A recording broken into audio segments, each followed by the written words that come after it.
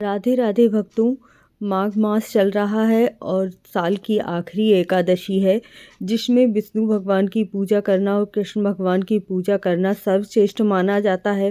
कहते हैं ये एकादशी हमारे पितरों को भी तर्पण दे देती है। मतलब हम एकादशी का व्रत करते हैं और इससे हमारे पितर भी तृप्त हो जाते हैं और प्रसन्न होकर उन्हें वैकुंठ लोक प्राप्त होता है। मोक्षदा एकादशी ये हमें अश्वमेध यज्ञ के बराबर का फल देती है, लेकिन हमारी एक भूल, हमारी एक गलती से ही हमारा पूरा व्रत का फल समाप्त हो जाता है। तो इसी के बारे में है वीडियो पूरी देखिएगा और चैनल को सब्सक्राइब ज़रूर कर लीजिएगा, बेल आइकन ज़रूर दबाइएगा। इस महीने में कृष्ण पूजा को सर्वश्रेष्ठ बताया गया है।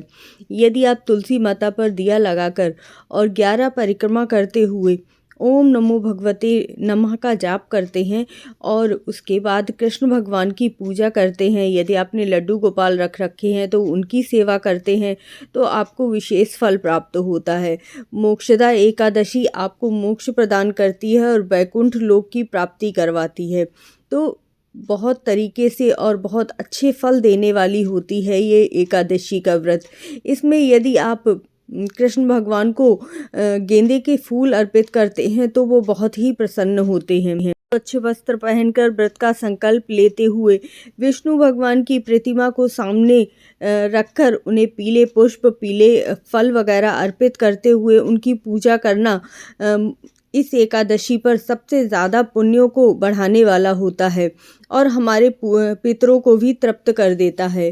लेकिन एक गलती की वजह से हमारा एकादशी का व्रत पूर्ण नहीं हो पाता। दरअसल एकादशी के दिन चावल खाना विशेष रूप से वर्जित बताया जाता है और जो लोग इस दिन चावल का सेवन करते हैं वो लोग शास्त्रों के अनुसार नरकगामी कहलाए जाते हैं। हिंदू धर्म में कुछ चीज़ों के लिए बड़े ही सख्त नियम बताए गए हैं। उसमें से एकादशी के दिन चावल खाना बहुत ही ज़्यादा नरक की प्राप्ति होती है, इस तरह से बताया गया है। जो लोग एकादशी के दिन चावल खाते हैं वह महापापी कहलाते हैं। वैष्णव द्रोही का कलंक इनके सिर पर लग जाता है। आइए जानते हैं कि आखिर एकादशी के दिन चावल क्यों नहीं खाए जाते हैं। हमारे शास्त्रों में एक पौराणिक कथा वर्णित है, जिसके अनुसार एक समय महर्षि मेधा ने देवी शक्ति के प्रकोप से स्वयं को बचाने के लिए अपनी योग शक्ति का प्रयोग किया और वह धरती के अंदर समा गई। फिर उनका जन्म जौ और चावल के रूप में हुआ।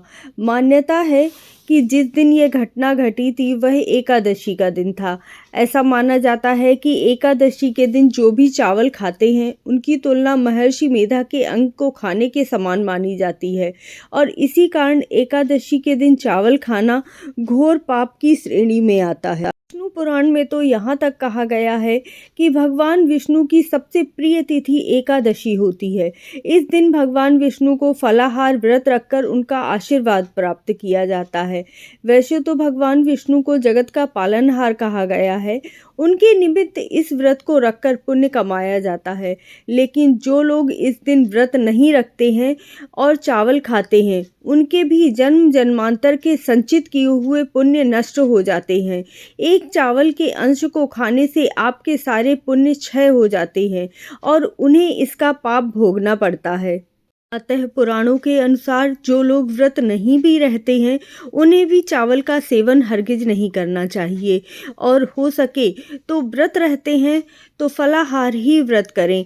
अन्न का त्याग करना चाहिए, अन्न ग्रहण करना वर्जित बताया गया है। सच्चे मन से भगवान की पूजा करें, विष्णु भगवान की आरती करें और पूरा दिन व्रत का संकल्प लेते हुए व्रत करें। दूसरे दिन जब पारण करते हैं तभी अन्न ग्रहण किया जाता है और उस समय चावल को ग्रहण करना बहुत ही शुभ माना जाता है। द्वादशी के दिन पारण के बाद आप चावल का भोजन कर सकते हैं और ग्रहण कर सकते हैं। तो इस तरह से एकादशी व्रत का जो विशेष नियम है चावल न ग्रहण करने के ऊपर, उसके ऊपर मैंने कथा बताई है। आई होप आपको स्टोरी बहुत ही पसंद आई होगी। इसी तरह से मेरे चैनल से जुड़े रहिए और मेरे वीडियो को देखते और चैनल को सब्सक्राइब अवश्य कर लीजिएगा।